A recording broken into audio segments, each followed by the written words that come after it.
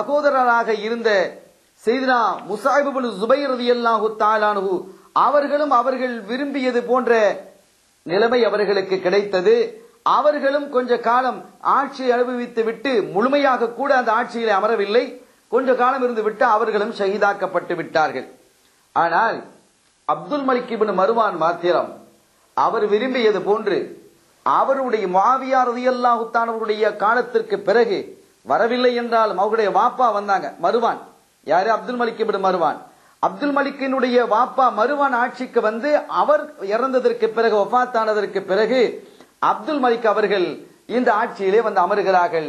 முழு இஸ்லாமிய பகுதியையும் ஆட்சி செய்யக்கூடிய பொறுப்பு அவர்களுடைய கையிலே தரப்படுகிறார். இப்படி அவர்களுடைய ஆசைகள் அது விரிவாக நிறைவேறியதோ சுருங்க நிறைவேறியதோ மொத்தத்தில் நிறைவேறியது. இப்படிப்பட்ட நிலையிலே நாம் நம்முடைய நாயகரினுடைய நிலை என்ன என்பதை நாம் பார்க்க வருகிறோம். இன்னும் சொல்ல போனால் இந்த செய்தினா நாம் நம்முடைய வரலாற்று நாயகர் உர்வத் இப்னு ஸுபைர் ரலியல்லாஹு தஆலா அன்ஹு அவர்கள் யார் என்பதை நாம் சற்று விளங்கிக் கொள்ள வேண்டும். இவர்களுடைய வாப்பா யார்? ஸுபைர் ரலியல்லாஹு தஆலா அன்ஹு. மேல சொன்ன 2 பேர் 3 பேர்ல 2 பேரும் அவங்களுடைய சகோதரர் தான்.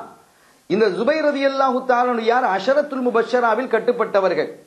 இன்னும் சொல்ல போனால் செய்தினா கண்மணி நாயகம் ஸல்லல்லாஹு அலைஹி வஸல்லம் அவர்கள் சொன்னார்கள், இன்னலி குல்லி நபியின் ஹவாரியா, ஒவ்வொரு நபிக்கும் ஹவாரி இருக்கிறார்கள்.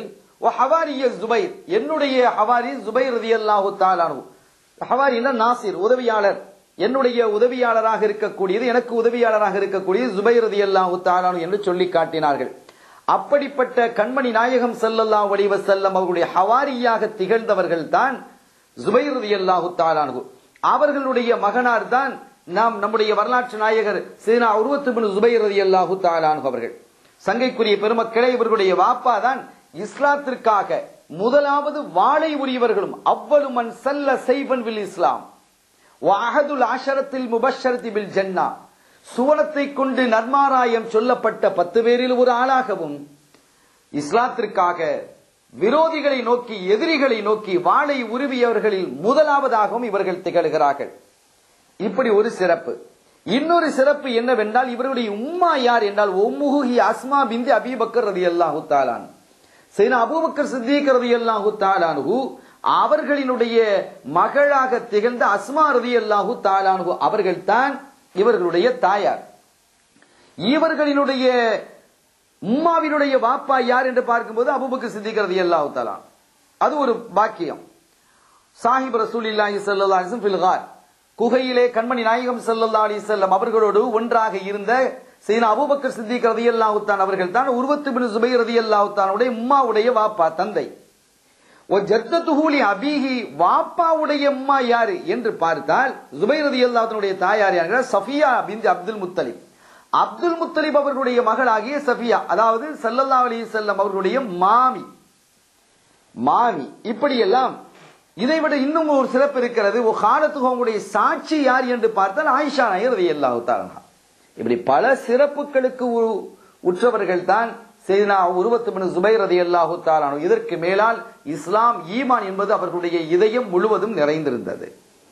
இப்படிப்பட்ட சையதுனா உர்வத் இப்னு ஸுபைர் ரலியல்லாஹு தஆலா அவர்கள் மார்க்க ஞானத்தை, குர்ஆனையும் கண்மணி நாயகம் ஸல்லல்லாஹு அலைஹி வஸல்லம் அவர்களுடைய நபிமொழி வழியையும் தெளிவாக கற்றுக்கொள்ள வேண்டும் என்று அந்த காலத்தில் இருந்த பெரும் தாபிகளிடத்தில் மாத்திரமல்லாமல் சாஹிப் ரசூலில்லாஹ் ஸல்லல்லாஹு அலைஹி வஸல்லம் அவர்களுடைய தோழர்களிடத்திலேயும் போய் கற்றார்கள்.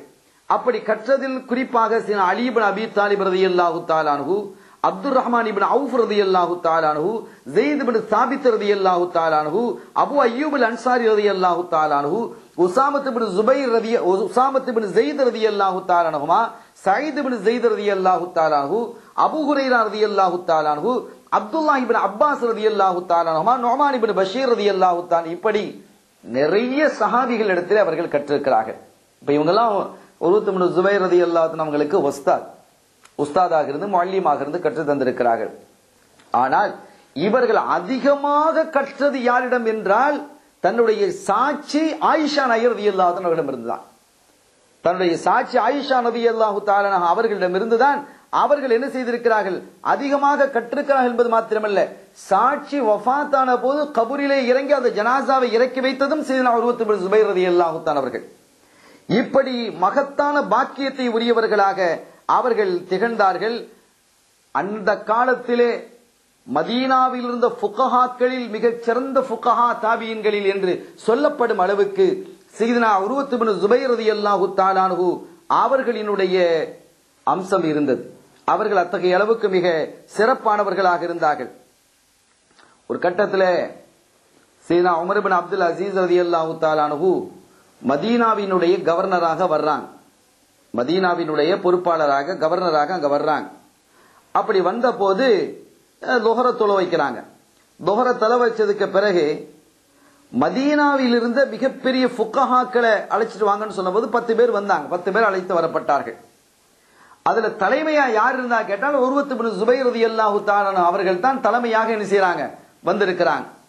அப்படி வந்த போது அவர்கள் எல்லாம் அழைத்து சொன்னார்கள், அல்லாஹ் உங்களை சங்கைப்படுத்தி வைப்பானாக, உங்களை மேன்மைப்படுத்தி வைப்பானாக என்றெல்லாம் சொல்லி முடித்ததற்கு பிறகு, நான் உங்களை அழைத்ததினுடைய காரணம் என்ன தெரியுமா, இன்னி தஅவுதுக்கும் லிஅம்ரின் துஜரூன் அலைஹி வ தகூனு லி ஃபீஹி அவானன் அலல் ஹக். நான் சத்தியத்தின் மீது நடக்கும் காலமெல்லாம் எனக்கு நீங்க துணையா நிக்கணும். ஒருவேளை சத்தியத்திலிருந்து நான் பிறழுகிறேன் என்று சொன்னால் எடுத்து காட்ட வேண்டும். நீங்கள் சத்தியத்தின் வழியிலே நடக்கிறேன் என்று இருக்குமேயானால் எனக்கு நீங்க உதவியாக இருங்க. சத்தியத்திலிருந்து அப்பாற்பட்டு நான் நடப்பேனா என்ன நீங்க என்ன செய்து கொள்ள வேண்டும், திருத்திக் கொள்ள வேண்டும் என்றெல்லாம் அவர்கள் குறிப்பிட்டு காட்டி கடைசியாக சையதுனா உர்வத் இப்னு ஸுபைர் ரலியல்லாஹு தஆலா அன்ஹு அவர்கள் தான் என்ன செய்தார்கள், அந்த மஜ்லிஸிலே துஆவும் ஓதினார்கள். மற்றவர்கள் எல்லாம் ஆமீன் சொன்னார்கள். சங்கையான பெருமக்களே, இப்படிப்பட்ட சையதுனா உர்வத் இப்னு ஸுபைர் ரலியல்லாஹு தஆலா அன்ஹு அவர்களுடைய பகல் காலங்களில் எல்லாம் நிறைய நோன்பு வைப்பாங்க. இரவு காலங்களிலே நின்று தொழக்கூடியவர்களாக இருந்தார்கள். அவர்களுடைய இந்த வளமை வலீஃபா எப்படி இருக்கிறது என்று சொன்னால், ஃபகான யக்ரவு ருபஅல் குர்ஆனி குல்ல நஹாரின் நظرன் ஃபில் முஸ்ஹஃபி சும்ம யகூமு பிஹில் லைல திலாவத்தன் அல் லஹரில் கல்பி. பகல் காலத்தில் என்ன செய்வாங்கன்னு கேட்டா, குர்ஆன்ல 4ல ஒரு பகுதி, கிட்டத்தட்ட 7.5 ஜுஸு, இந்த 7.5 ஜுஸு குர்ஆனை பார்த்து ஓதுவாங்க.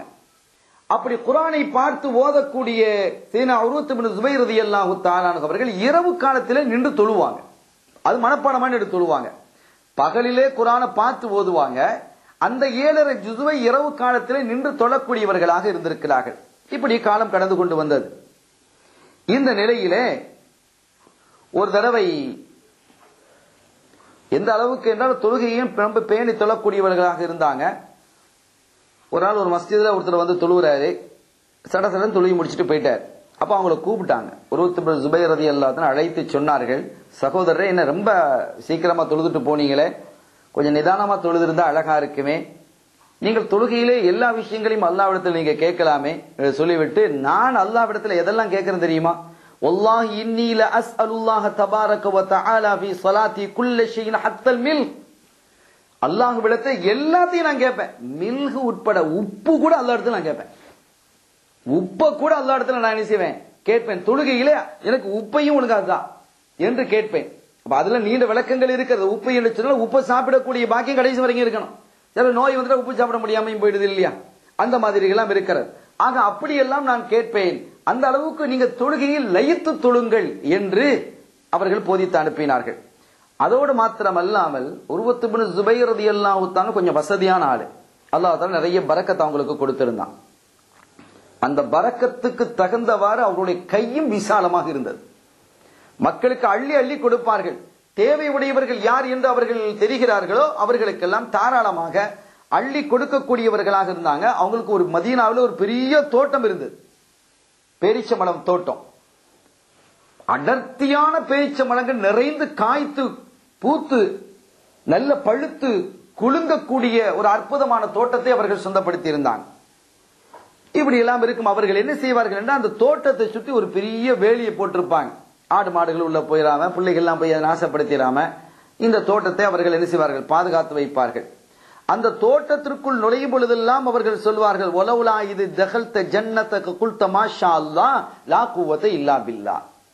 அல்லாஹ் சொல்றான் இல்லையா, இது தகல்த ஜன்னத்தக, உங்களுடைய தோட்டத்தில் நீங்கள் நுழைந்தால் குல்த நீங்கள் சொல்வீர்கள் மாஷா அல்லாஹ் லா குவத்த இல்லா பில்லா என்று